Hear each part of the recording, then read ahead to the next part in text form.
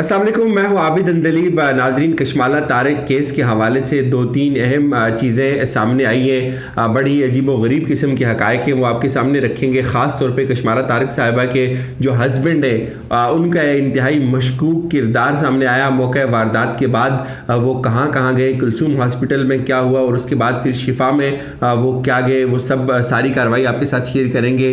कल इसी के हवाले से एक और अहम पेशरफ्त होने वाली है, उसका अहवाल भी आपके सामने रखेंगे। उसके हवाले से कुछ आपसे इंतहाई अहम गुजारिशात भी हैं। और उससे पहले मैं आपको बताऊं कि आज एक बड़ी डेवलपमेंट ये हुई कि हमारे जो दोस्त हैं नूरुल अमीन दानिश, उनकी उस वीडियो के बाद पुलिस ने उनको तलब किया, कशमाला तारिक के हस्बैंड को वकास खान को और उनका जो बेटा है अजलान, उसको भी तलब करने का फ़ैसला किया और उनको तलब करके उनका बयान रिकॉर्ड करवाया।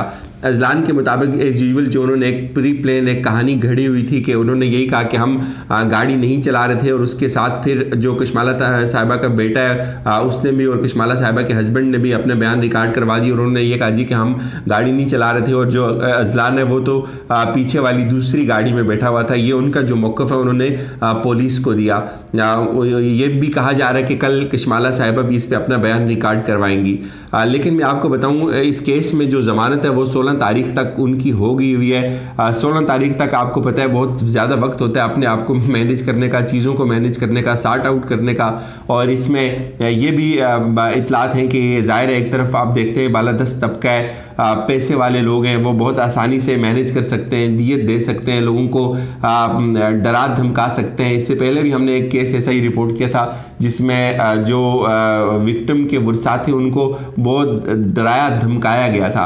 जाहिर है पैसे की जो है वो बहुत बड़ी रेल पेल है। और दूसरी तरफ मैं आपको बताऊं, बेशर्मी की हद आप इसको देखें। एक तरफ तो बड़ा रोना धोना किया जाता है, मेकअप करके प्रेस कॉन्फ्रेंस की जाती है और ये कहा जाता है कि हम तो बड़े दुखी हैं, और कौन मां जो है वो इस पे दुखी नहीं होगी, हम तो बड़े रंजीदा हैं, हमें बड़ा दुख आ रहा है, हम परेशान हैं और हम सो नहीं सके रात को। लेकिन दूसरी तरफ जो ढिठाई है उसका ये आलम है कि आज तीसरा दिन था उन वर्सा का, उनकी मैयतों की तदफीन के बाद उन वर्सा की उनका जो दुख है उसमें शामिल नहीं हुए ये लोग जिन्होंने उन बच्चों को बेदर्दी से कुचल डाला, जिनको कत्ल किया, जिनके ख्वाबों को और उसके साथ साथ उनके पूरे ख़ानदान के ख्वाबों को कुचल दिया। उनके साथ राब्ता तक नहीं किया गया इनकी तरफ से। ये यहाँ बैठ के इखलाकियात का दर्स देते हैं, यहाँ बैठ के बड़ी बातें करते हैं और बड़े मजलूमों वाली शक्लें बना के अपने आप को पेश करते हैं, लेकिन एक कॉल तक नहीं की गई उनको ये नहीं कहा गया कि हम शर्मिंदा हैं, हमें इस बात की दुख है। शायद एक कॉल से ही आप सोचें उनका कितना दुख जो है वो कम होगा।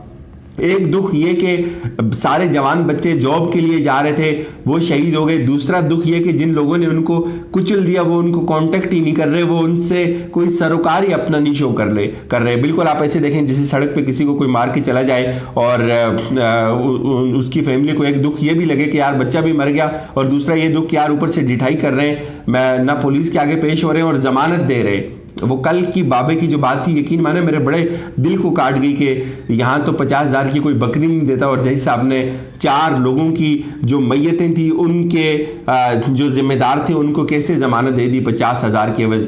तो ये कशमाला साहिबा जो कहती थी कि हम तो बड़े परेशान हुए और हम जो है वो हम ज़ख्मियों को वहाँ से हमने उनको रेस्क्यू करने की कोशिश की, हम तो बड़े परेशान थे और हमें बहुत इस बात का दुख है। और आप दुख का अंदाज़ा इस बात से लगाएं कि आज तीसरा दिन था, उनसे कोई कांटेक्ट नहीं किया गया, अपना कोई बंदा उनके पास नहीं भेजा गया, उनसे माजरत नहीं की गई, उनसे माफ़ी तलाफ़ी के लिए दरख्वास्त नहीं की गई। और जो मेन विक्टिम है, और यहाँ क्या किया जाता है बहुत आसानी से आप देखें, इदारों को तो मैनेज कर लिया, ज़मानत भी ले ली, पुलिस के आगे जो है वो अपने बेटे को भी अपनी मर्जी से पेश किया, खुद भी छुप गए। और इससे बढ़कर मैं आपको बताऊं कि जो हैरान कुन बात होगी कि यहाँ कशमाला कहती है कि हमने उनको रेस्क्यू किया और हम तो वहाँ से भागे नहीं, हम तो बड़े दुखी थे उन लोगों के लिए।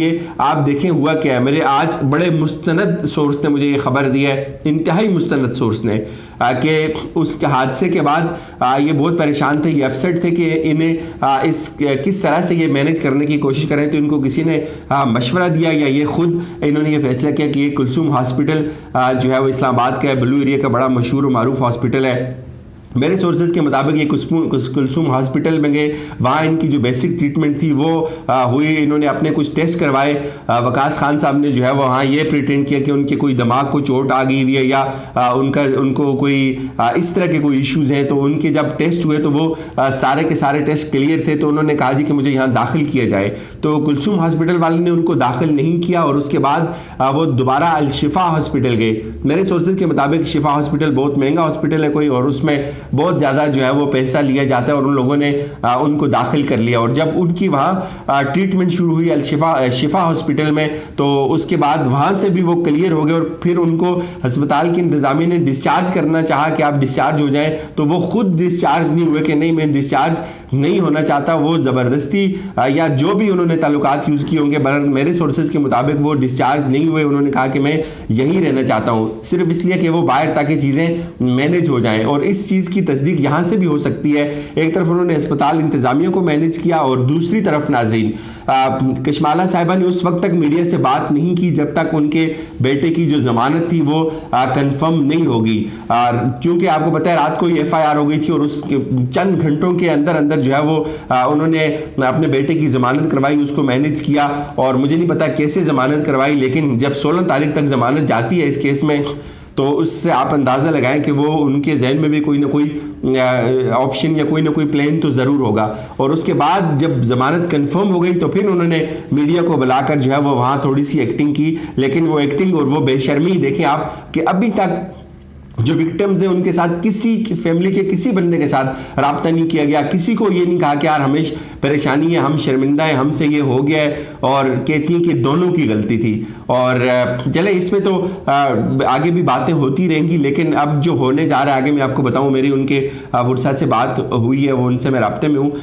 कल आज भी उन्होंने एहतजाज किया मानसेरा के अंदर। कुछ 300-400 लोग तकरीबन जमा हुए, उन्होंने प्रोटेस्ट रिकॉर्ड किया और कल वो लोग इस्लामाबाद में एहतजाज करने आ रहे हैं। कल चूँकि यौम यकजहती कश्मीर भी है, उस हवाले से भी लोग होंगे। लेकिन जो लोग मेरी बात सुनते हैं, जो उस एहतजाज का हिस्सा बन सकें, मेरी उनसे ये भरपूर दरख्वास्त है कि वो उस एहतजाज में ज़रूर शामिल हों। कल वो लोग एहतजाज इस्लामाबाद के अंदर आकर करेंगे। और ये आपको पता होना चाहिए उन जो 4 लोग मरे हैं उन चारों के वर्सा इस्लामाबाद आ रहे हैं। आप उनसे इंटरव्यूज़ भी करें, उनसे उनकी गुफ्तगू भी सुने, आप उनके दुख दर्द में शामिल हों, कम से कम उनके इस एहतजाज का हिस्सा भी आप ज़रूर बने। तो मेरी सब लोगों से 10 बरसता अपील है कि जब वो लोग यहाँ आएंगे आप भी उन लोगों तक पहुँचे, उनसे उनके उस गम में वो शरीक हूँ।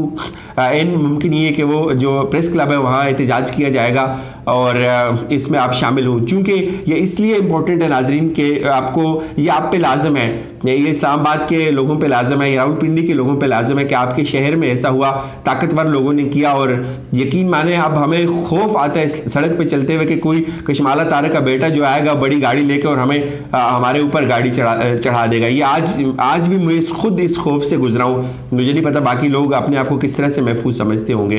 बहरहाल कल आप पे लाजम है आप उनके इस एहतजाज का ज़रूर हिस्सा बने। यहाँ से मुझे इजाज़त दीजिए, अपना बहुत सारा ख्याल रखिएगा। खुदा हाफिज़।